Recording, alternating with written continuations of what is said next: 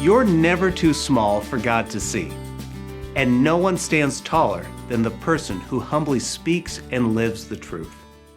Hey, Coach Nat here, and today's episode takes us to Jericho, where a man named Zacchaeus climbed a tree looking for Jesus and walked away with a changed life that pointed others straight to him.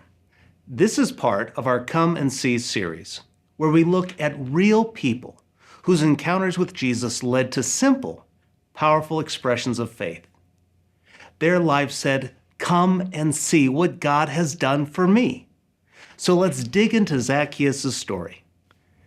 Here's what Luke 19, beginning in verse 1 says. He entered Jericho and was passing through.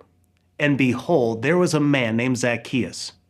He was a chief tax collector and was rich.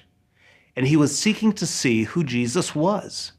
But on account of the crowd, he could not, because he was small in stature. So he ran on ahead and climbed up into a sycamore tree to see him, for he was about to pass that way. And when Jesus came to the place, he looked up and said to him, "Zacchaeus, hurry and come down, for I must stay at your house today." So he hurried and came down and received him joyfully. Okay, let's pause there. Zacchaeus was a wealthy, dishonest man who was despised by his community. He was a chief tax collector, essentially working for the enemy, and he'd gotten rich by exploiting his own people. But something in him wanted to see Jesus. So he climbs a tree just to get a glimpse. And Jesus? He sees Zacchaeus. He calls him by name, and he invites himself into Zacchaeus' world. That is grace. But look at what happens next. Because Zacchaeus doesn't just welcome Jesus, he responds. "Behold, Lord, the half of my goods I give to the poor.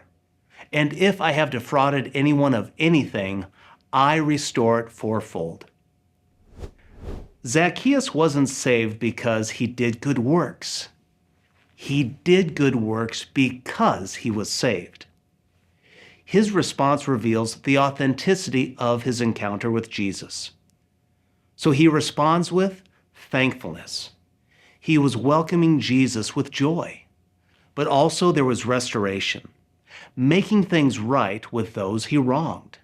And then he gave glory to God, showing others the change only Jesus could bring.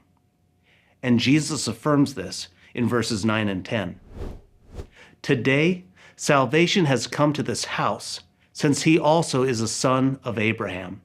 For the Son of Man came to seek and save the lost." Now I want you to notice, Zacchaeus didn't preach a sermon. He didn't go to seminary. He just told the truth and he backed it up with his actions.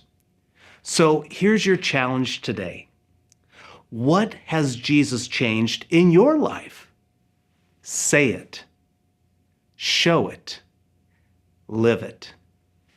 Maybe it's a pattern you've broken, a relationship you're restoring, or a new generosity that wasn't there before. Whatever it is, don't hide it. Let others come and see through your words and actions. In fact, start with us. We would love to hear your story.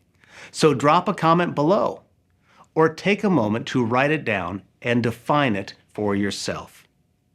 When you put words to what Jesus has done, it strengthens your faith and encourages someone else.